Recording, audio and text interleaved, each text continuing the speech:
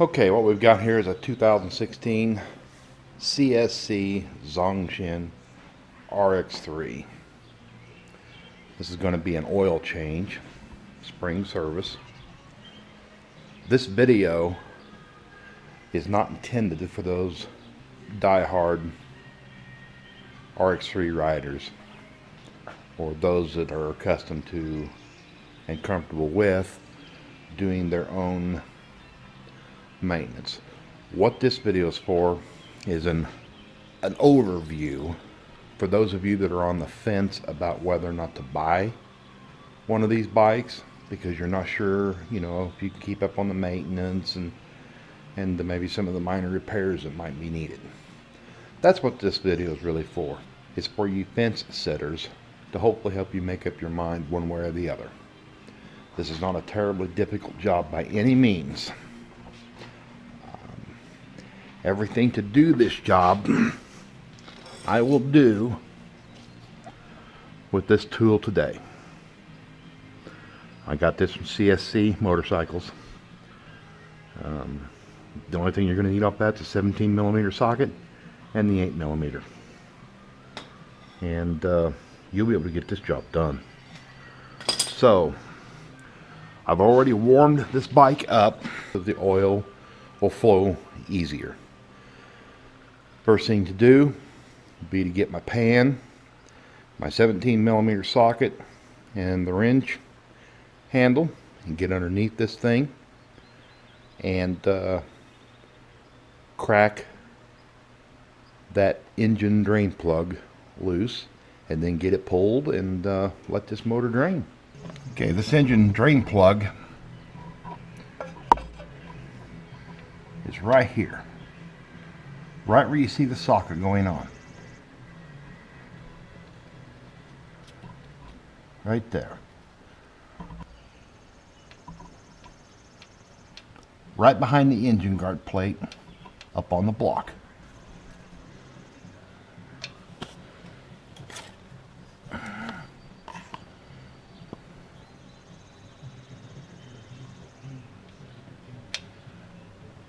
Put the socket on it almost directly underneath where the shifter connects to the engine.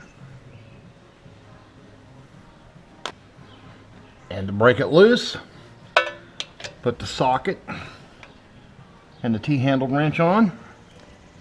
Hold the socket firmly against the plug and break it loose. Simple as that.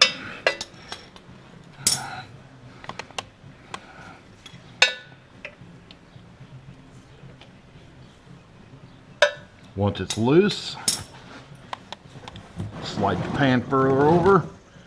That's a tight squeeze. Get your hand up in here.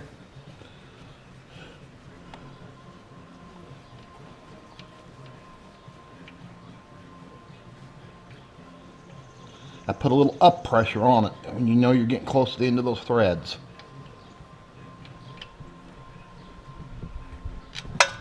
And that's it. Now you don't have to have a fancy motorcycle lift or anything else to change oil on this. You could change oil on this thing by using nothing but the side kickstand. Lean it over, crack your oil plug loose, get it off, let it drain, then stand the bike up straight, hold it for a while, let it drain some more. That works. Or you can use a center stand. I don't like using the center stand because it's in the way of the oil pan. I'm fortunate I've got this Harbor Freight bike jack. It's back here out of the way. It's also what I use when I service the chain, the rear end. So that's what I use. Now while that motor's draining, this is a great time to take a good look at your engine plug, in particular the magnetic tip. Take a look for buildup of shavings and sludge, metal sludge. This does have a little. It does have a little.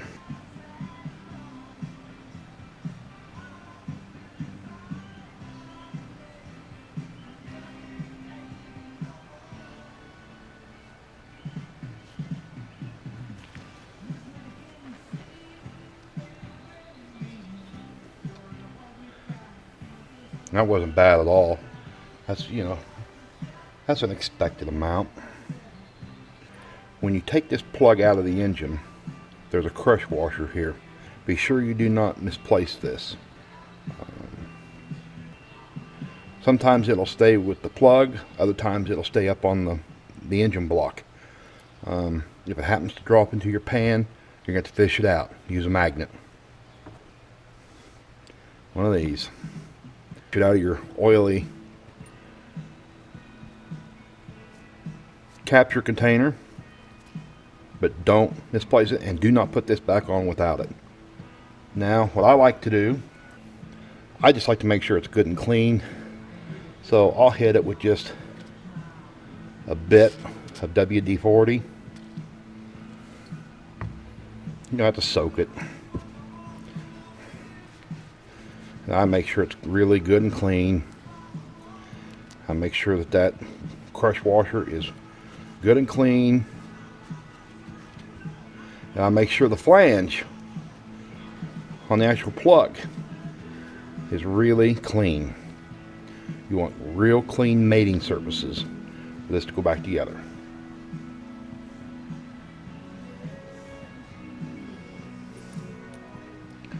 Now we're going to be reusing this in just a few minutes to get the oil filter out, so keep it handy. Now we're here on the shifter side of the bike. The 17mm plug right here has a oil screen tube behind it. We need to crack this loose and get that cap removed.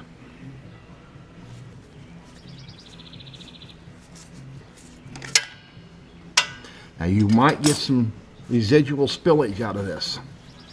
I like putting a little paper towel under it, or a shop rag,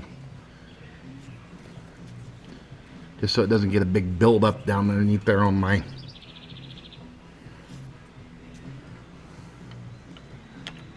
engine plate.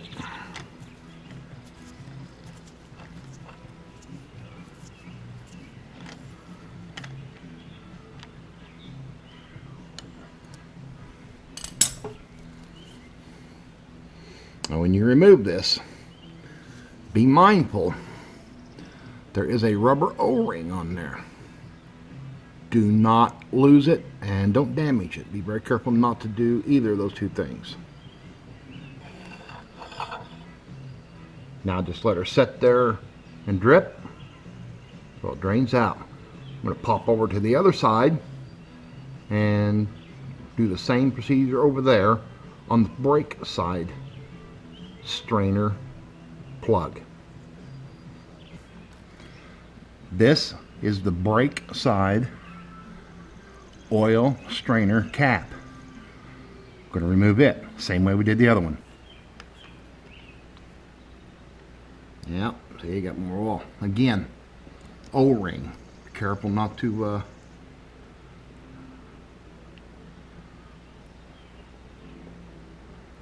damage it.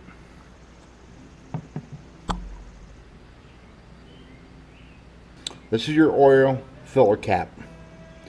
Go ahead and get it cracked loose.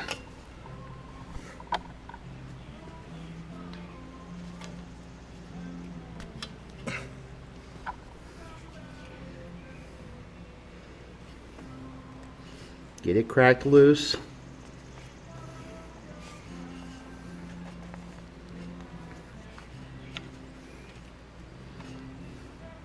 Now what oil may be left in the engine will run just even more free.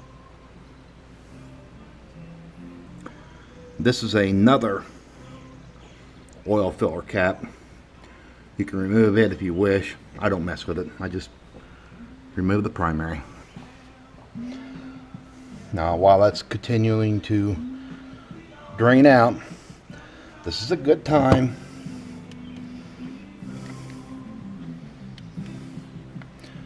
to give these plugs a good examination. In particular, that O-ring. You're looking for any obvious failures on that O-ring. Nicks, tears, stringies, anything like that. I don't see anything on this one.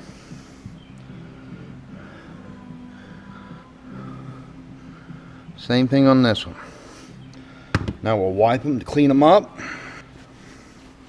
You don't need to be super aggressive here. Just get them cleaned up. Get your threads cleaned out. Don't take a wire brush to it. You just damage the O-ring. Get them both good and clean.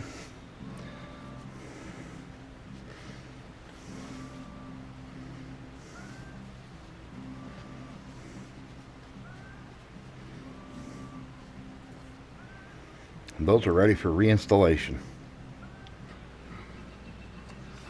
Okay, we're still on the brake side of the bike.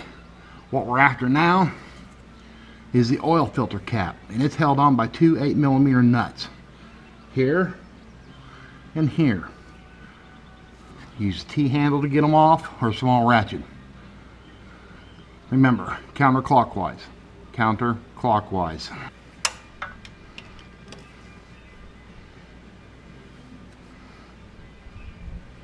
Yep. Yep. Don't use a power tool on these, okay? There's just really no reason to.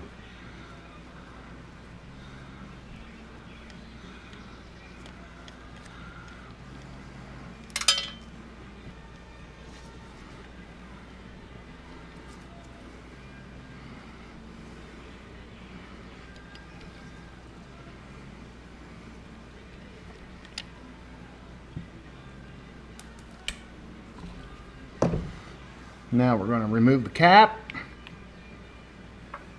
When the cap pulls away, you can see there's a spring and an O-ring. Be careful not to damage either. And just let her keep dripping, let her keep draining. We're in no hurry.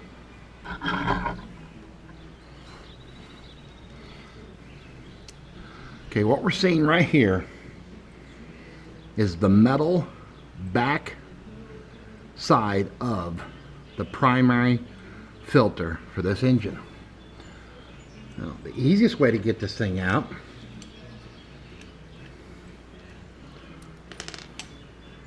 is to use a mechanic's magnet, or since you've got your drain plug handy, put it on there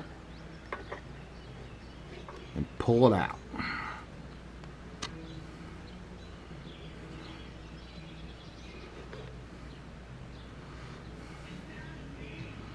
Now that's a paper media filter.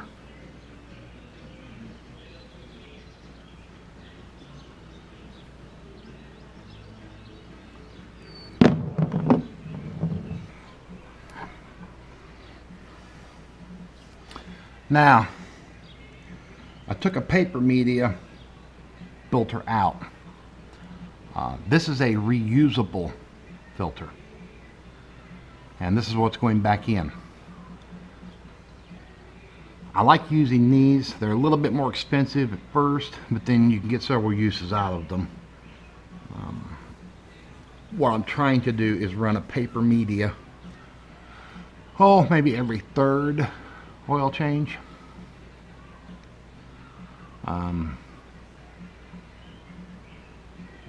That's just for my own neurotic peace of mind, but there's nothing wrong with these. Now you'll notice one end has a hole, the other does not.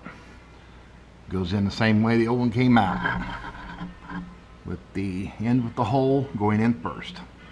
Just slide this home.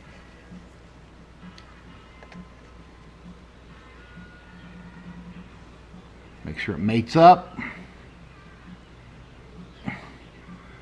And let it sit. Next, we're going to get the strainers out of the two strainer ports, and we're going to examine them for failures, build up. We will give them a cleaning, and we will reinstall those. Okay, gently get a hold of it and just pull it straight out. You don't have to squeeze on it real hard because you'll damage the media.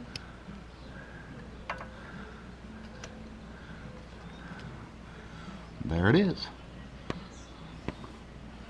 Same procedure on the other side. Just gently remove it.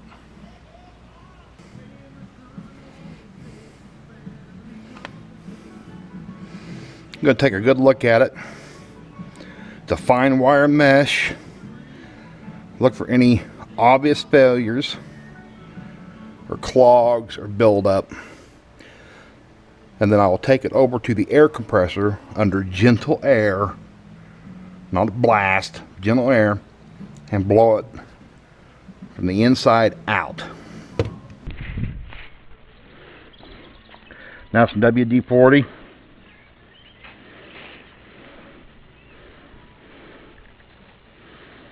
Be liberal with it.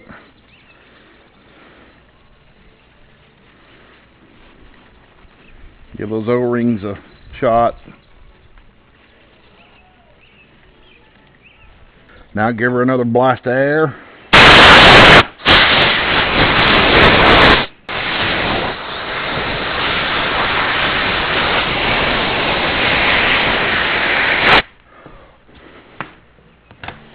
All the while you want to keep turning it in your hand and giving those O-rings a really good close look. I don't see any failures on their part. I'll post a picture of the difference between the two ends, because this has to go back in a certain way. The outside, which goes to the outside of the motor, is blunted. What goes into the motor almost has a cone or a bullet shape to it, where it seats in. Oil screen that we just inspected and cleaned. It just simply slides right back in. This is not rocket science. And it'll seat. You'll feel it click when it seats over where it needs to be. You're done. There's nothing more to do. Don't be pressing on it real hard or anything like that. Now jump over to the other side. Do the same thing on that other oil strainer. And then we can start buttoning some things back up. Side, do the same thing on that other oil strainer. And then we can start buttoning some things back up. Okay, now it's time to get our oil filter cap reinstalled. Let's get it on there. Slip it on. Now that it's under spring tension when you press it back on. And you get her started.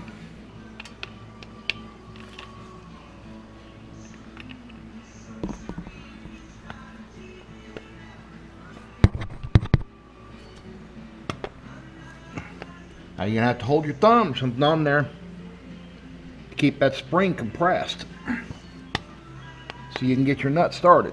Get 2 or 3 good turns on it. Now let's go to the other one. Don't run that all the way in, because then you could end up with a cockeyed or it's side pinched or damage that O-ring. So just come over here.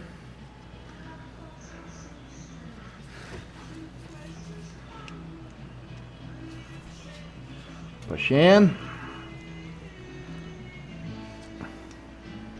Started.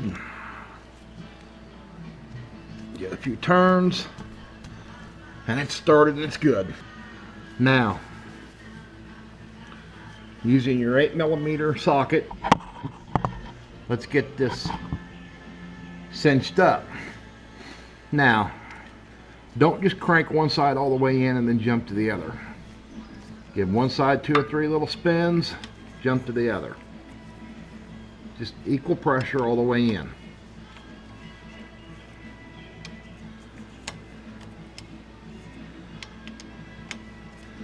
Okay, you feel it bottom out, you're going to snug it. Bottom out, snug it. Do not try to go retard tight on this. With that spring pressure against those nuts, they're not going anywhere. So you're done. Next, you can put your 17mm socket back on. And we can move over here to the oil strainer. We're still on the brake side. Now, on these oil strainer caps, they're concave, they're hollow in here. That oil strainer will float inside this cap. So when you put it on, make sure you kind of feel for that filter, that strainer, slide up in that cap. And you spin it on with your fingers. Get a half a dozen or so good turns on it. Way you know it's not bound up. Then go back to your trusty key handle or ratchet if that's what you're going to use. Just remember, don't use an impact gun, electric or pneumatic. There's no reason for it. Okay, it bottomed out. Now snug. That's it. You're done. Walk away. Forget it. Let's pop over the other side. We'll put this cap on. Same process. And then it'll be time to get the engine plug in and wipe the underneath side of this down from oil drippage.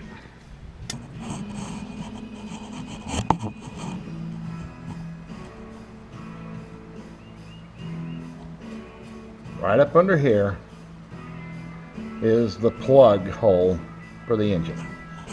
Take you a clean cloth, a towel, and wipe that mating surface off. Make sure it's good and clean. Then take your plug,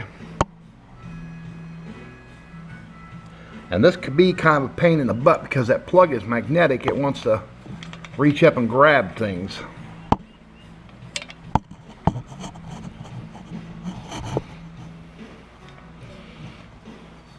Get it in there and get it started, and spin it in with your fingers until it bottoms out. Now it's time to move your socket to the short end of your T-handled wrench, or if you're using the ratchet, come up in here and just snug it.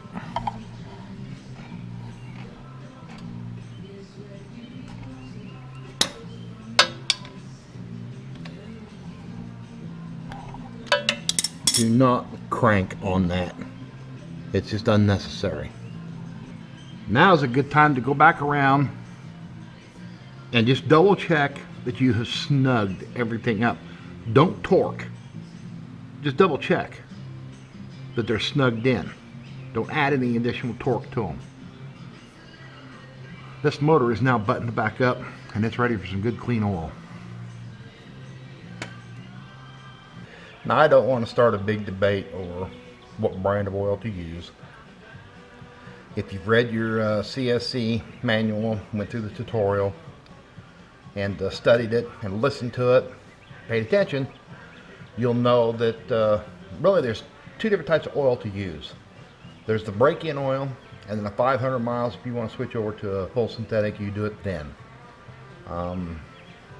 If you don't, continue using whatever you are comfortable with using. I like a full synthetic. Walmart Quicksilver Power Sport lubricant. It's full synthetic 20W50. I'll post a picture of the comparisons here for you to look at. That's my personal choice. You use what you're comfortable with. The first 500 miles, of course, you're supposed to use the break-in oil, and then after that, which the CSC provides, the bike comes ready to run.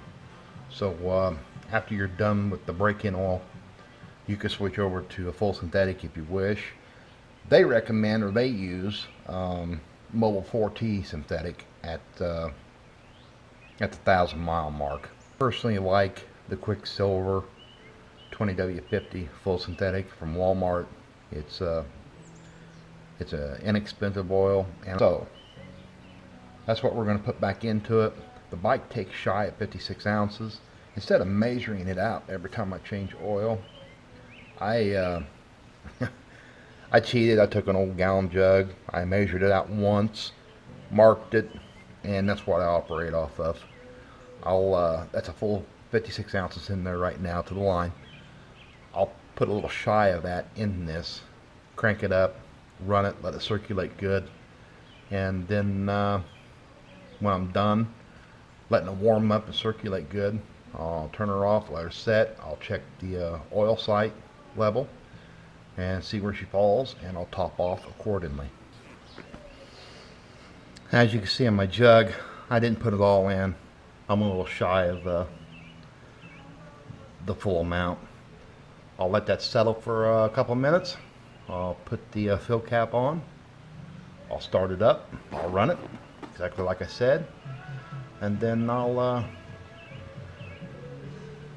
top it off to capacity, and it'll be good for 2,000 miles. I've let the bike sit here and idle about 5 minutes. I checked for any leaks underneath. Everything looks great. Sitting here purring right along. I should get 2,000 very happy miles out of this oil change. So, if this video helped you make up your mind one way or the other, fantastic. If all you did was enjoy it, that's great too. Again, this was not meant to be a step-by-step carved in stone tutorial on how to do this. It was just an overview of how I do it. It works for me. I've not had any failures or breakdowns because of my oil changes. So take from that what you will. Anyway, if you got one of these bikes, if you got any bike, get it out, ride it. Have fun, make memories, make some smiles. Ride safe, be smart. Folks, if this helps you make up your mind to buy one, get on the phone today. Call CSC Motorcycles. They're outstanding people.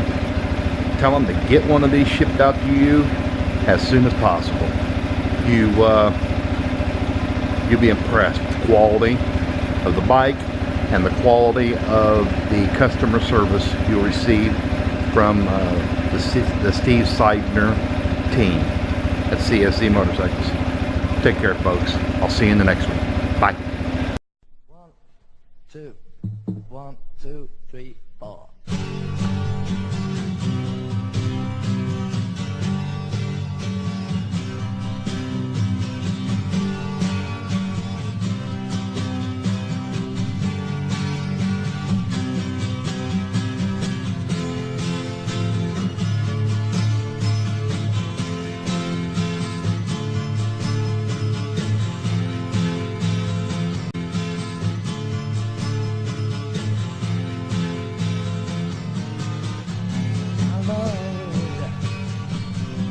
My sweet Lord.